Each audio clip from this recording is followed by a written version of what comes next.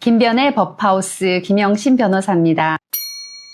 여러분 혹시 이혼을 고민하고 계세요? 제 영상을 찾아서 보고 있다면 아마도 이혼을 고민하는 분들일 것 같습니다. 이혼 전문 변호사인 제가 이혼을 고민하는 분들에게 도움이 되는 이혼을 잘하는 방법에 대해 이야기를 나누겠습니다. 지난 영상에서는 협의 이혼을 잘하는 방법에 대해 알아봤었죠. 오늘은 재판상 이혼을 제대로 잘하는 방법에 대해 알아볼 텐데요. 혹시 협의 이혼을 잘하는 방법에 대해 알고 싶으신 분들은 지난 영상을 참조하시면 됩니다.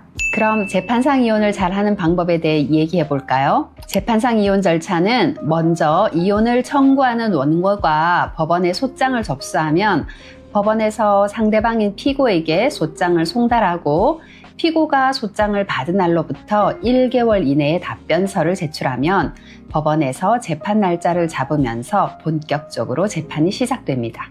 소장 내용에는 이혼을 해야 하는 이유에 대해 적는데 그 이유란 게 바로 재판상 이혼 사유에 대한 것이고 대부분 상대방 잘못에 대한 것이죠. 재판상 이혼 사유 중에 제일 많은 비중을 차지하는 건 아무래도 배우자의 외도입니다.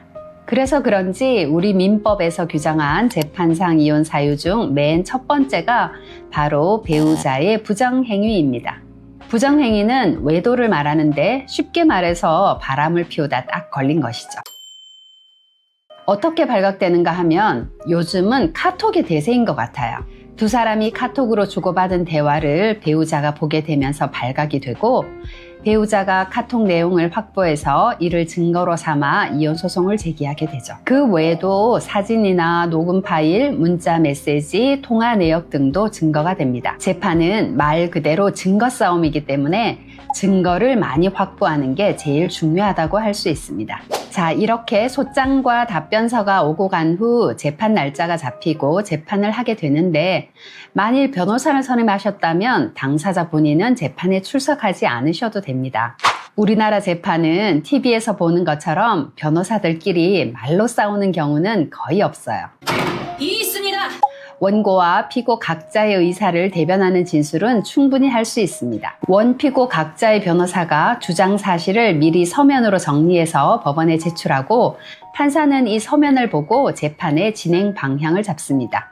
만일 피고가 이혼을 하지 않겠다라고 한다면 이혼 사유가 있는지를 판단하기 위해 가사조사라는 것을 하고요. 만일 원피고가 모두 이혼에 동의한다면 남은 건 아이들 문제와 위자료, 재산 분할 등 돈 문제일 텐데요. 아이들 양육이 다투어진다면 법원에서는 양육 환경 조사라는 것을 하고 재산 분할이 다투어진다면 재산 조회를 위해 증거 조사를 하게 됩니다. 재산 분할 내용까지 다 정리가 되면 이제 판사가 판결을 내릴 준비는 다 되었다고 봅니다. 그런데 가정법원에서는 판사가 판결을 내리기 전 통상적으로 원고와 피고 간에 원만히 재판을 마무리 지을 수 있는 조정 절차라는 것을 진행하는데요. 제가 지난번 협의이혼 영상에서 조정이혼 절차에 대해 다음 영상에서 자세히 말씀드린다고 약속했었죠. 오늘 그 얘기를 해보겠습니다. 가정법원을 통한 조정이혼은 두 가지인데요. 처음부터 조정신청서를 법원에 접수해서 진행하는 조정신청이혼과 이혼 소송 청구서를 법원에 접수해서 재판을 진행하다가 조정 절차를 거치는 경우가 있는데요. 조정이혼 신청이든 이혼 소송에서의 조정 절차든 그 절차도 비슷하고 조정이 되었을 때의 효력도 동일합니다. 조정이혼 신청은 부부가 이혼과 재산 문제, 아이들 문제까지 이혼에 따른 재반 문제에 대해서 어느 정도 합의가 되었을 때 판결과 동일한 효력을 가지는 결정문을 받기 위해 많이 이용합니다. 지난번 협의이혼 영상에서 말씀드린 대로 협의이혼 후에 마음이 바뀌어 재산 분할 이행을 제대로 하지 않으면 다시 소송을 해야 하기 때문에 협의이혼 전에 재산 분할을 제대로 받을 수 있는 방책을 강구해야 된다고 말씀드렸었죠. 그리고 숙려 기간을 오랫동안 기다렸는데 이혼 의사 확인 기일에 상대방이 출석하지 않아 협의이혼 신청이 아예 무효가 되어 이혼을 하기 위해 다시 소송을 제기하는 경우도 있고요. 그래서 저는 협의이혼 상담을 하시는 분들에게 조정이혼 신청을 한번 고려해 보시라는 말씀을 드린다고 했었죠. 소송을 경험해 보신 분들이라면 잘 아실 텐데요. 소송이란 게 사람을 정신적, 육체적으로 참 힘들게 하거든요. 그런 소송을 빨리 끝낼 수 있다면 그보다 좋은 게 없겠죠. 게다가 이혼 소송은 부부지간이었던 사람들의 문제이고 또 아이들 문제까지 있다 보니 소송이 길어지면 완전 진흙탕 싸움이 되어서 서로 감정이 최악으로 치닫고 그러면 아이들에게도 안 좋은 영향을 끼치기 때문에 소송은 가급적 빨리 종결하는 것이 좋습니다. 그런 점에서 조정 절차에서 소송을 마무리 짓는 게 제일 좋다고 할 수 있습니다. 조정기일에는 당사자 본인이 꼭 출석해야 됩니다. 변호사가 선임되어 있다면 변호사와 함께 출석해서 진행하면 되니까 조정 절차에 출석하는 것에 대해 두려움을 가지실 필요는 없습니다. 저 같은 경우에는 조정에 들어가기 전에 미리 당사자를 만나서 조정 절차가 어떻게 진행되는지, 어떤 말을 해야 하고 하지 말아야 하는지에 대해 설명을 하고요.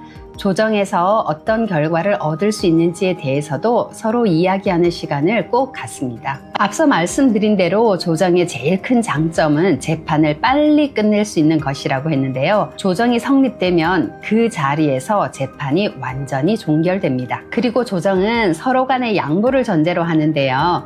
한쪽은 많이 받고 싶고 상대방은 적게 주고 싶어 하기 때문에 그 차이를 적절히 조율하는 게 조정입니다. 조정은 재판과 달리 시간을 매우 길게 잡는데요. 짧게는 1시간, 길게는 서너 시간이 걸리기도 합니다. 저는 그 긴 조정 시간 동안 당사자와 많은 이야기를 나누면서 당사자가 원하는 결과를 내기 위해 여러 방법을 계속 강구합니다. 그래서 웬만하면 판결로 가더라도 이 정도 이상의 결과는 내기 힘들다 하는 선에서 조정을 마무리 지으려고 애쓰는 편입니다.